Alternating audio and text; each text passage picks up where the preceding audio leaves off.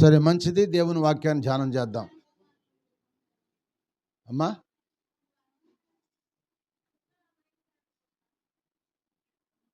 Pastor మరి వింటున్నావా? దాన్ని ఆయన గుర్తుపెట్టుకోను, నా తర్వాత చెబుదు. సరే, మంచిది. దేవుని వాక్యాన్ని ధ్యానం చేద్దాం. మరి క్రిస్మస్ సందర్భంగా మీకు ప్రతి రోజు వాక్యం గృహాల్లో చెబుతున్నాం, అలా సంఘంలో కూడా చెప్పుకుంటూ వస్తున్నాం. ఈరోజు కూడా దేవుని వాక్యాన్ని ధ్యానం చేద్దాం.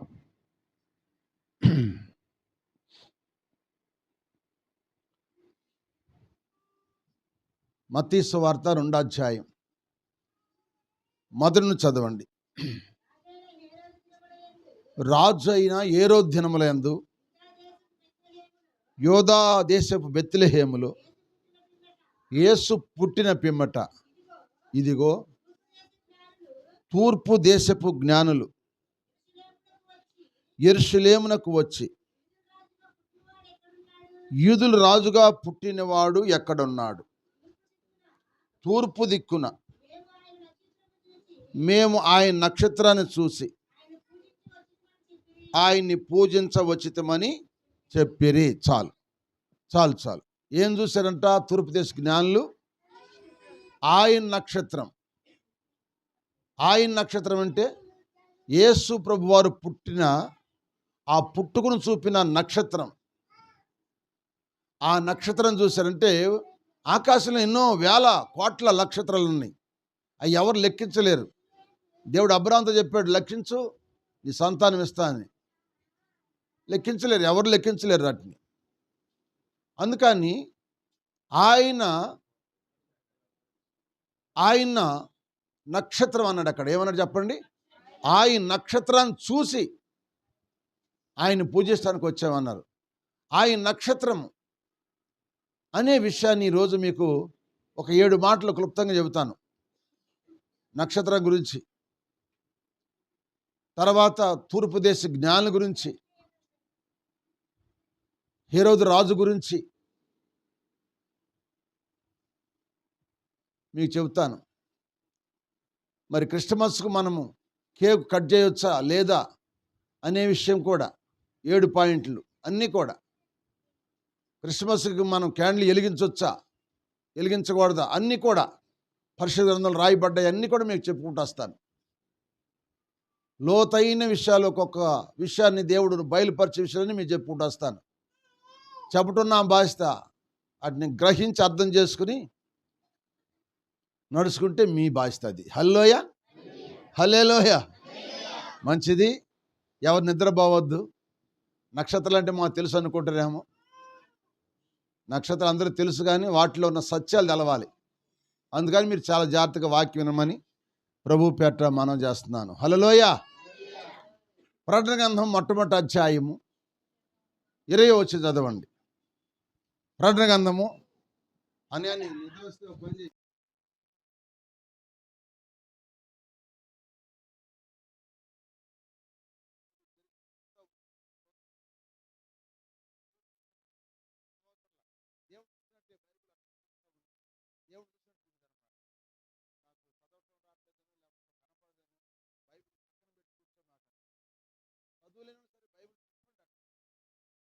బైబిల్ చూస్తూ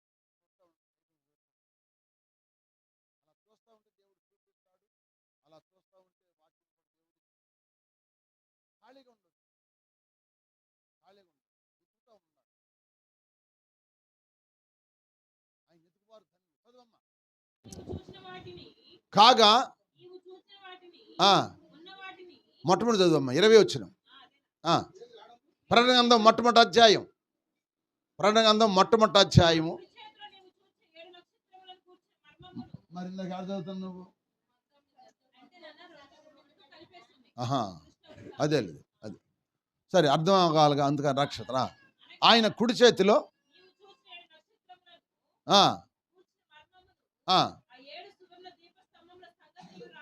రాయము.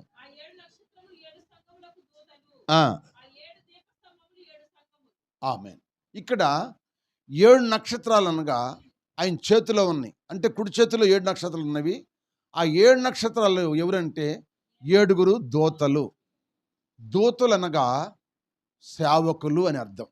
దూతలు అనగా సేవకులు. 7 సేవకులను పట్టుకున్న నక్షత్రములు. 7 నక్షత్రాలు అన్నమాట. 7 దీపస్తంభాలు అంటే 7 సంఘాలు.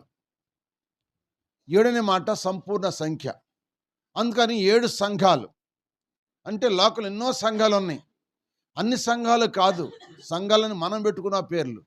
పరిశుద్ధాత్మ దేవుని దృష్టిలో 7 నక్షత్రాలు అనగా సంపూర్ణ సంఖ్య కలిగిన సేవకుడిని పట్టుకుంటాడు. సంపూర్ణ సంఖ్య అంటే సంపూర్ణంగా ఎవరైతే సేవ చేస్తారో వాళ్ళని పట్టుకుంటాడు.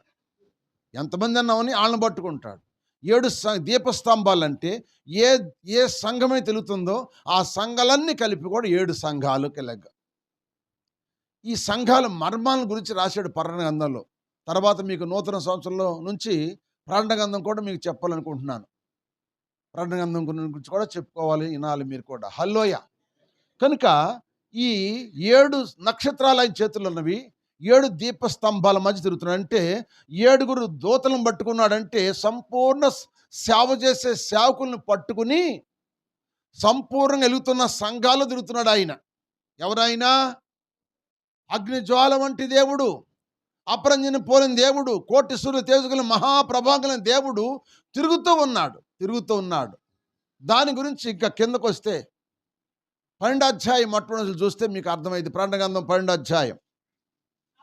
అప్పుడు పరలోకమందు గొప్ప సూచన కనబడెను. అదేమనగా సూర్యుని ధరించుకున్న ఒక స్త్రీ, ఆమె పాదముల కింద, అది చంద్రునామం పాదాల కింద పెట్టుకుంది, శిరస్సు మీద 12 నక్షత్రాలు కలిగిన కిరీటం పెట్టుకుంది. ప్రసవేదంతో వేదన పడుతుంది. ఆమె కేకలు వేస్తుంది. ఆమె ఎవరు ధరించుకుందంటే సూర్యుని ధరించుకుంది. ఆ సూర్యుడనగా మన ప్రభు అయిన యేసుక్రీస్తుని ధరించుకుంది. ఆ 12 నక్షత్రాలు తల మీద కిరీటంగా ధరించుకుంది. చంద్రుడి మీద పాదం పెట్టేసింది. గర్భవేదంతో కేకలు వేస్తుంది. అది ఒక పెద్ద సబ్జెక్టు. అవన్నీ కూడా చంద్రుడు అంటే ఒక సబ్జెక్టు, క్రీస్తుని ధరించుకోవడం ఒక సబ్జెక్టు, నక్షత్రాలు ఒక సబ్జెక్టు, ఏమండి గర్భవేదన ఓ సబ్జెక్టు, కన్నైన శిశుని మింగలను చూస్తున్న ఘట సర్పం సబ్జెక్టు, అన్నీ కూడా ఎన్నో ఉన్నాయి మర్మాలు. అసలు మీరు వినలేరు, నేను కూడా చెప్పలేను. అంత మర్మాలు దాగి ఉన్నాయి దేవుని సన్నిధిలో. హల్లెలూయ. ఎందుకంటే ఇనే మనసు మీకుంటే చెప్పే మనసు పరిశుద్ధాత్మ దేవుడికి ఉండిద్ది. మీరు ఇనే మనసు లేకపోతే పరిశుద్ధాత్మ దేవుడు ఏది కూడా చెప్పలేడు. హల్లెలూయ. కనుక ఈ నక్షత్రాల్లో ఆయన కుడి చేత్తో పట్టుకున్న నక్షత్రాలు ఉన్నాయి. ఆయన నక్షత్రాన్ని చూసి మేము వచ్చామన్నారు. అసలు ఈ నక్షత్రాల సంఖ్య ఏంటి, ఈ నక్షత్రాల వివరణ ఏంటనేది మీకు 7 మాటలు క్లుప్తంగా చెబుతాను. టయానికే మీకు ఇస్తాను. అందరు శ్రద్ధగా వినండి. టయాలు కావట్లేదు మీకు. ఇది ధర్మం కాదు, క్రమం కాదు. మంచిది. మీరు ఎప్పుడైనా సరే 10:30 కల్లా రండి. ఇక్కడి నుంచి దేవుని కొత్త మందిరం కట్టినాక అప్పుడు చెబుతా ఒకవాళ్ళు ఎవరు. హల్లెలూయ. మొట్టమొదటి నక్షత్రాన్ని గురించి మీకు చెబుతాను. నక్షత్రాలకు ఉన్న అనుభవాలు 7 అనుభవాలు ఉన్నాయి. 7 అనగా చెప్పగా 7 అంటే అని చెప్పండి. సంపూర్ణ సంఖ్య. నీ జీవితం సంపూర్ణంగా ఉండాలి, మన పనులు సంపూర్ణంగా ఉండాలి, అన్ని సంపూర్ణంగా ఉంటామే సంపూర్ణ సంఖ్య. ఆ సంపూర్ణంగా ఎవరైతే ఉంటారో వాళ్ళని పట్టుకుంటాడు దేవుడు. స్తోత్రం చెప్పండి. వాళ్ళని పట్టుకుంటాడు. వాళ్ళని పట్టుకుని వాళ్ళని ఆశీర్వదిస్తాడు. హల్లెలూయ. వాళ్ళు 7 కాదండి, సంపూర్ణ సంఖ్య 7. కానీ 7 మనుషులు కాదు. ప్రపంచంలో కోట్లాది మంది విశ్వాసులు ఉన్నారు, లక్షలాది మంది సేవకులు ఉన్నారు. వాళ్ళు ఎవరు సంపూర్ణంగా ఆయనకి ఇష్టంగా సేవ చేస్తారో వాళ్ళని పట్టుకుంటాడు. హల్లెలూయ. కనుక ఈ నక్షత్రాలను అనుభవం ఏంటో మీకు చెబుతాను. కీర్తన గ్రంథం చూడండి. కీర్తన గ్రంథము 136వ కీర్తన 9వ వచనం. ఈ నక్షత్రాలు ఎందుకు ఉన్నాయో చెబుతాను మీకు. రాత్రి వెలుటకు, అది రాత్రి వేళటానికే దేవుడు నక్షత్రాలని చేశాడని వాక్యం జలవిస్తుంది. అదే ఆది కాండము 1వ అధ్యాయం 16వ వచనం కూడా చదువు. ఆది కాండము 1:16. ఆది కాండం 1:16. అనగా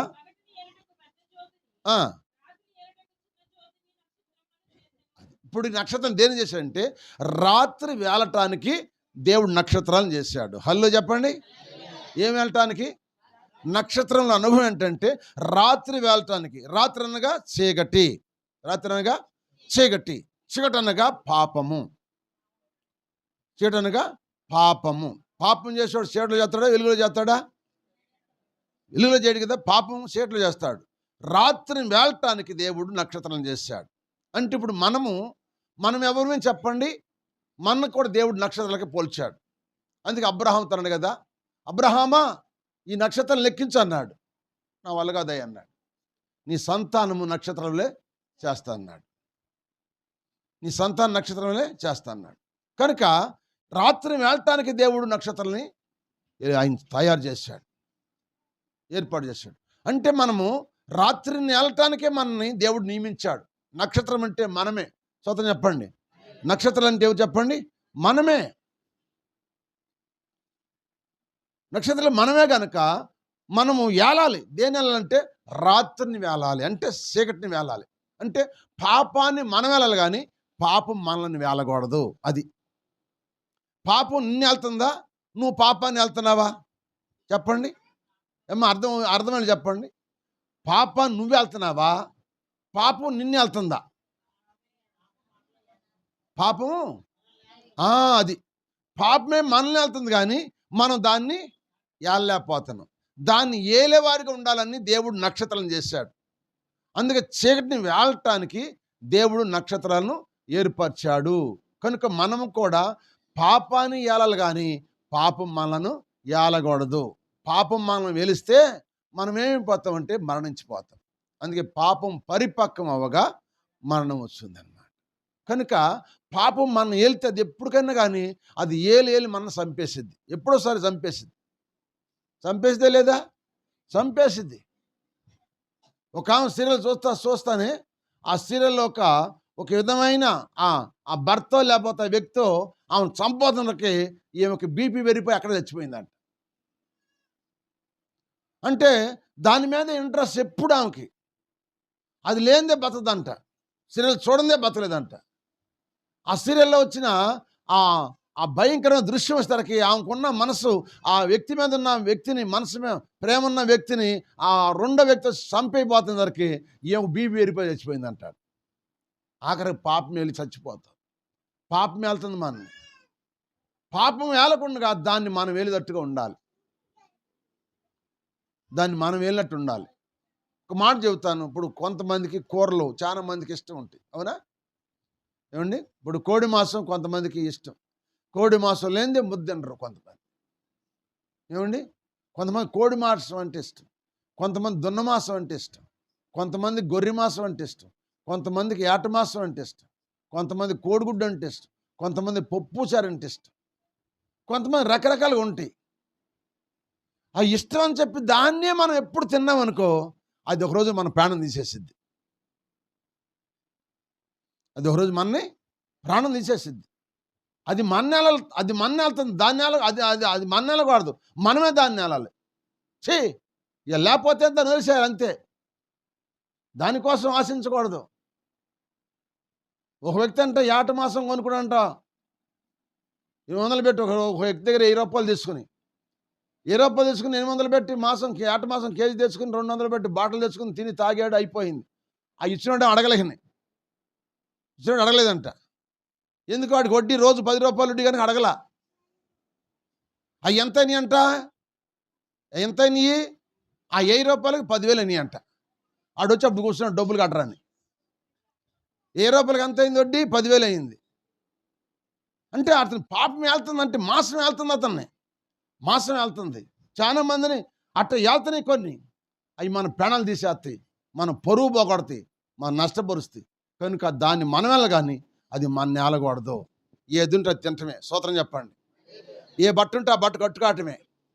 ఏ రోజుకి ఏది ఉంటే అదే దేవానికి ఇచ్చిన స్తోత్రం కావటం ఉండిపోవటమే. కానీ నాకు అదే కావాలి గురి, కానీ దానికోసం అప్పు చేసి పప్పు కూడా తినమాకండి, అప్పు చేయమాకండి, అప్పులు పాలవమాకండి, అప్పులు చేయమాకండి. అసలు ఎందుకు అప్పులు చేయాలి? దరిద్రం. ఉన్నదంతా తృప్తిపడాలని ఆశ ఎప్పుడు కూడా. ఎందుకంటే ఒకప్పుడు అప్పులు చేసి 70 సెంటు పొలాన్ని అన్నీ పోగొట్టుకుని అడుగు తినే స్థితికి వచ్చాను. ఆ స్థితి ఎవరు రాకూడదని చెబుతాను అనమాట. అప్పైన నుప్పైన సర తాగుతారా అంటారు కొంతమంది. ఎందుకు అప్పు చేసి నుప్పైన సర తాగాల్సిన పని ఏముంది? తినడానికి పని ఏముంది? అది మన నేలకూడదు, మనమే దాన్ని నేలాలి. హల్లెలూయా. అందుకే నక్షత్రాల మొట్టమొదటి పాయింట్ ఏంటంటే, నక్షత్రం దేవుడు ఎందుకు చేశాడంటే రాత్రి వేలటానికి చేశాడు. రాత్రి వేలటానికి చేశాడు. రెండో పాయింట్ మీకు జ్ఞాపకం చేస్తాను చూడండి. ఆదికాండం 26 అధ్యాయం 4వ వచనం. ఆదికాండం 24 అధ్యాయం 26:4. ఏలయనగా నీకును నీ సంతానమునకు ఈ దేశమున నిచ్చి అబ్రహామునకు చేసిన ప్రమాణమును ఆకాశ నక్షత్రం వలె నీ సంతానాన్ని విస్తరింపజేసి. ఆమేన్. రెండో నక్షత్రం దేని చేశాడంటే నిన్ను విస్తరింపజేయటం చేశాడు. నిన్ను అప్పుల పాలు చేయడానికి కాదు చేసింది. నువ్వు దాన్ని వేలేవనుకో, ఆ చీకటి నువ్వు వేలేవనుకో, నిన్ను దేవుడు వేస్తాడంట విస్తరింపచేయునుగాక. విస్తరింపజేస్తాడు. నక్షత్రాలు విస్తరింపజేయడానికి ఇస్సాకుతో మాట్లాడుతున్నాడు. ఇస్సాకు, నేను నీ తండ్రి దేవుణ్ణి అంటే, తండ్రి కాలం వచ్చింది కరువు. ఆ కరువు కాలం తండ్రి దేవుడు తప్పించాడు అబ్రహాముని. అదే కరువు తన కుమ్మడి ఇస్సాకు కాలంలో వచ్చింది. ఆ కరువు గురించి మాట్లాడుతున్నాడు. కరువు వచ్చింది ఏం చేయాలని బాధపడుతున్నప్పుడు దేవుడు మాట్లాడుతున్నాడు. నీ తండ్రి దేవుడు నేను నీ తోడుంటా, నువ్వు వెళ్ళు, నేను పలానా చోటకి వెళ్ళమన్నప్పుడు ఆ స్థలానికి వెళ్ళు అన్నాడు. ఆ దేశానికి వెళ్ళాడు, గెరార్ దేశానికి వెళ్ళాడు. నేను ఆకాశ నక్షత్రాలు చేస్తాను, నేను విస్తరింపజేస్తా అన్నాడు. అలాగే ఇస్సాకును విస్తరింపజేశాడు. హల్లెలూయా. ఆయన చెప్పిందాక నువ్వు ఆగితే నిన్ను విస్తరింపజేయునుగాక. ఆయన చెప్పిందాక నువ్వు ఆగు. తొందరపడతా ఉంటావు. నువ్వెంత తొందరపడితే పొద్దుకోదు, నువ్వెంత తొందరపడితే అంత ఆలస్యమైద్ది. తొందరపడమాక ఆయన మాట ఇచ్చేదాకా నువ్వు నిదానించి కనిపెట్టు. దేవుడు నిన్ను ఆశీర్వదించునుగాక. విస్తరింపజేశాడు ఆయన. నక్షత్రాలు ఎట్ట విస్తరింపజేశాడు, ఇస్సాకు సంతానం అట్ట విస్తరింపజేశాడు, ఆశీర్వదించాడు. నక్షత్రముల సంఖ్యను ఆయనే నియమించెను. నక్షత్రముల సంఖ్యను ఆయనే నియమించెను. వాటికన్నియు పేరులు పెట్టుచున్నవాడని. వాటికన్ని పేరులు పెట్టుచున్నవాడని. దేవునికి స్తోత్రము గానము చేయుటయే మంచిది. మనమందరము స్తుతి గానము చేయుటయే మంచిది. హల్లెలూయా. ఎలా విస్తరింపజేశాడు ఆ మాట మీకు జ్ఞాపకం చేస్తాను చూడండి. ద్వితీయోపదేశకాండం 10వ అధ్యాయం 22వ వచనం. ద్వితీయోపదేశకాండము 10వ అధ్యాయము 22వ వచనం. త్వరగా 10:22. అమ్మా, నీ పితరులు 70 మంది అయి ఐగుప్తుకి వెళ్ళారు. ఇప్పుడు నీ దేవుడు యెహోవా అమ్మో ఆకాశ నక్షత్రం వల్ల నిన్ను. ఆమేన్. 70 మంది వెళ్ళారంట. ఎక్కడికి? ఐగుప్తుకి వెళ్ళింది ఎంతమంది? 70 మంది. అంతకుముందు వెళ్ళిన ఆయన ఎవరు? యేసేపు గారు ఒక్కడు. మొత్తం ఎంతమంది? 71 మంది. ఈ 71 మందిని దేవుడు ఎంత తీసుకొచ్చా? లక్షల మందిగా తీసుకొచ్చాడు. ఎవరు వర్ణించలేము అన్ని లక్షల మంది తీసుకొచ్చాడు. నేను ఆకాశ నక్షత్రాల వల్లే నీ సంతానం నేను అంతగా విస్తరింపజేస్తా అన్నాడు. నీ కుటుంబం విస్తరించబడాలంటే, నువ్వు చేసే వ్యాపారం విస్తరించబడాలంటే, నువ్వు చేసే బిజినెస్ విస్తరించబడాలంటే, నువ్వు ఉద్యోగం విస్తరించబడాలంటే, నీ వ్యవసాయంలో, నీ గొర్రె మేకల్లో, నీ గొడ్డల్లో, ఎడ్డల్లో, నువ్వు వ్యాపారం అన్నింటిలో, చేతి పనులు, కూలి పనులు నువ్వు విస్తరించాలంటే ఆయన చెప్పిందాక నువ్వు కనిపెట్టు. అప్పుడు దేవుడు నిన్ను విస్తరింపచేయునుగాక. విస్తరింపచేయునుగాక. అందుకు దేవుడు నక్షత్రాలని ఏర్పరిచాడు. మొట్టమొదటి నక్షత్రము చీకటిని వెళ్తానికి అంటే రాత్రి వెళ్తానికి దేవుడు నక్షత్రాన్ని నియమించాడు. రెండవది చెప్పండి, నీ కుటుంబం, నీ బిడ్డలు, నీ సంఘం, నీ దేశం విస్తరింపజేయటానికి దేవుడు నక్షత్రాలను ఏర్పరిచాడు. మూడో మాటకి చూడండి, న్యాయాధిపతుల గ్రంథం 5వ అధ్యాయం 20వ వచనం. నక్షత్రములు ఆకాశం నుండి యుద్ధము చేసెను. ఎక్కడ చేసినట్టు నక్షత్రాలు? ఆకాశం యుద్ధం చేసినట్టు. ఎవరి మీద? ఎవరి పక్షా నుండి? బారాకు పక్షా నుండి. బారాకు దెబోరా పక్షా నుండి యుద్ధం చేసినట్టు నక్షత్రాలు ఆకాశం నుండి వచ్చి యుద్ధం చేసిన. ఎవరి మీద? సిస్సారా మీద యుద్ధం చేసినాయి. సిస్సారా ప్రజలను 20 సంవత్సరాల మట్టి బాధ పెడుతున్నాడు. వాళ్ళ ఆస్తులను దోసుకుంటున్నారు, వాళ్ళ పంటలను దోసుకుంటున్నారు, వాళ్ళని శ్రమ పెడుతున్నాడు. సిస్సారాకు 900 రథాలు ఉన్నాయి, ఇనుప రథాలు. అటువంటి వ్యక్తి బాధ పెడుతుంటే ఆ నాటకాల్లో దెబోరా దేవుడు ప్రవక్తగా ఎన్నుకున్నాడు. ప్రవక్తగా ఉంది. ఆ ప్రవక్త ఉండి ప్రార్థన చేసినప్పుడు దేవుడు మీ చేతికి అప్పగిస్తాను, బారాకును పంపిమంది. బారాకు అన్నాడు, అయ్యో అమ్మా నువ్వు లేకపోతే నేను వెళ్ళలేను, నువ్వు కూడా నాతో రా అన్నాడు. అప్పుడు నక్షత్రాలు యుద్ధం చేసినంట సిస్సారా సైన్యము ఆ ఫిలిష్తీయులందరూ కూడా అర్థమైపోయారు. ఆఖరి సిస్సారా వెళ్ళి పారిపోయి ఒక ఇంట్లో దాక్కుంటే ఆ ఇంట్లో ఉన్న 50 ఏం చేసిందంట, అయ్యా పాలు తాగాయని మంచి లేదంట, పాలు ఇచ్చిందంట. బుడ్డుడు పాలు తాగాడంట, తాగి పండుకున్నాడంట. నిద్ర కప్పేసిందంట దుప్పట. నిద్రపోయేట ఆకోమని ఓ మేకు శుద్ధి చేసింది, కంతలు పెట్టి కొట్టు పాడి చంపేసిందంట. నేను స్తోత్రం. హల్లోయ. నక్షత్రాలు యుద్ధం చేస్తాయి. మనం కూడా శత్రువు మీద యుద్ధం చెయ్యాలి. మన శత్రువు సాతాను, మన శత్రువు శరీరము, మన శత్రువు లోకం, మన శత్రువు సైతాను. మూడు శత్రువులు. ఒకటి మన శరీరం శత్రువు, 2 లోకం శత్రువు, 3వది సాతానే శత్రువు. ఈ 3ని జయించి మనం యుద్ధం చేయాలి. కానీ మనం ఓడిపోకూడదు. స్తోత్రం చెప్పండి. ఓడిపోయిన వాళ్ళు పడిపోయారు, ఓడిపోకుండా గెలిచిన వాళ్ళు నిలబడ్డారు. మనం నిలబడాలి కానీ పడిపోవాలిగా ఉండకూడదు. హల్లెలూయా. అందుకని నక్షత్రాలు యుద్ధం చేస్తాయి కనుక నువ్వు కూడా యుద్ధం చేయాలి. దేని మీద యుద్ధం చేయాలి? ముందు నీ దేహం మీద యుద్ధం చేయి. నీ శరీరాన్ని లోపరుచుకో. స్తోత్రం చెప్పండి. శరీర మనస్సు మరణం అన్నాడు, ఆత్మసమైన మనస్సు జీవము సమాధానం అన్నాడు. గుర్తుపెట్టుకోండి. మన ఆత్మ ఉంది, శరీరం ఉంది. శరీరం తిను తాగనిద్ది, ఆత్మ వద్దు అప్పు చేయొద్దు అనిద్ది ఆత్మ. కనుక శరీరానికి స్థానం ఇస్తున్నావా, ఆత్మకు స్థానం ఇస్తున్నావా? ఈ 2 పోరాటం అని పౌలు గారు గలతీ రాసిన పత్రిక 5:19 చెప్పాడు. 19 చెప్పాడు. శరీరానికి ఆత్మకి ఎప్పుడు పోరాటం అన్నమాట. లేకపోతే రోమిలు రాసిన పత్రిక 8:5 చూడండి. రోమిలు రాసిన పత్రిక 8:5 చూడండి. చూడండి, శరీరానుసారులు శరీరం మీద మనసు ఉంచుతారు, ఆత్మానుసారులు ఆత్మ మనసు మీద మనసు. నీ మనస్సు 2 మనసులు అన్నమాట. ఒకటి శరీర సంబంధమైన మనసు ఉంది, 2 ఆత్మసారమైన మనసు ఉంది. శరీరసారమైన మనస్సు మరణము, ఆత్మసారమైన మనస్సు. ఇప్పుడు దేని గెలిపిస్తావు నువ్వు? దేని గెలిపిస్తావు? ఈ ఉదయకాలం వాక్యం వింటున్నావు కదా. నక్షత్రం యుద్ధం చేసినాయి. ఎవరి మీద? శత్రువు మీద యుద్ధం చేసినాయి. మరి నువ్వు ఎవరి మీద యుద్ధం చేయాలి చెప్పండి? ఎవరి మీద యుద్ధం చేయాలి? మన శత్రువు ఎవరు? మన శరీరమే. ముందు ఈ శరీరాన్ని జయించు.